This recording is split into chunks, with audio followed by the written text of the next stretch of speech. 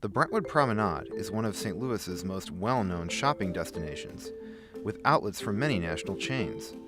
Although there is little sign of it today, where the shopping center stands was the location of a predominantly black, middle-class neighborhood. Tracing its origins to 1907, Evans Howard Place developed around the Evans and Howard Fire Brick Company, which built nearby homes for its workers, many of whom had come north during the Great Migration. The neighborhood had many churches, confectionaries, and a school.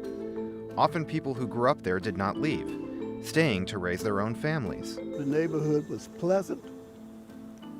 In my 55 years of living there, I was raised in that neighborhood by my parents, and I raised my daughters there in the same neighborhood, completely with the Brentwood school system.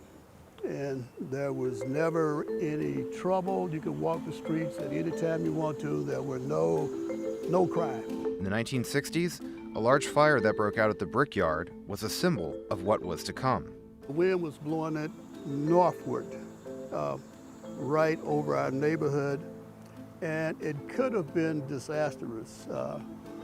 Many of us got our hoses and watered down the roofs and everything in the homes, but fortunately there was no damage, but you might say it was a warning. After the fire, the neighborhood increasingly became a target for development and highway expansion. The Hanley Industrial Court was built on the site of the brickworks, bringing more traffic. In the late 1970s, there were plans to make changes to I-170 and tear down numerous homes, something the residents successfully opposed. Several years later, an office building opened at the western edge of the neighborhood at Brentwood and Eager. In the late 1980s, local officials decided they wanted to try to expand I-170 all the way to I-44. Residents helped block that plan too, but for many it became clear the neighborhood's days were numbered. The reality of it all began to settle in.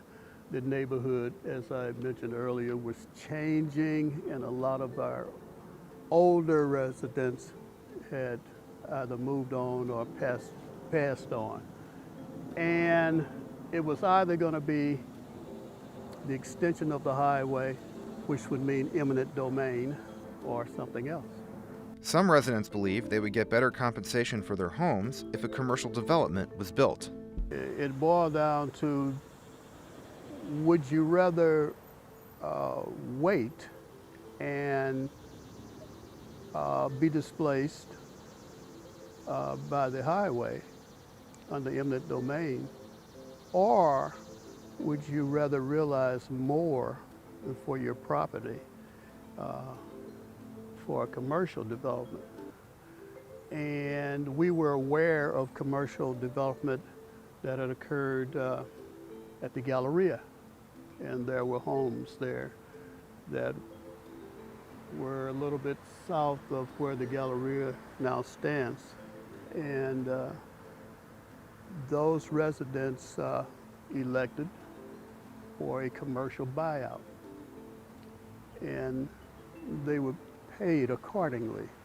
I might add, this was a proactive move on the part of the residents. No one asked us about, at that time, about a commercial development.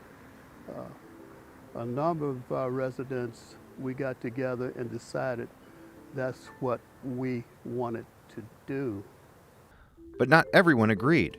One resident called it gentrification turned genocide. Some sued, but settled with the developer. In the end, around 90% of the residents supported the plan for buyouts. Many received offers for their homes significantly above market value. Only one home was taken through eminent domain. Holt says a myth remains that most of the residents were forced out against their will. In the past 25 years since we've been gone, people that I run into, they says, oh, the common phrase that is used, oh, they took your neighborhood. And I had a problem with that. I said, well, no one took anything from us. We elected to do what we did. A recently dedicated monument pays tribute to the residents and reminds everyone of what was here before.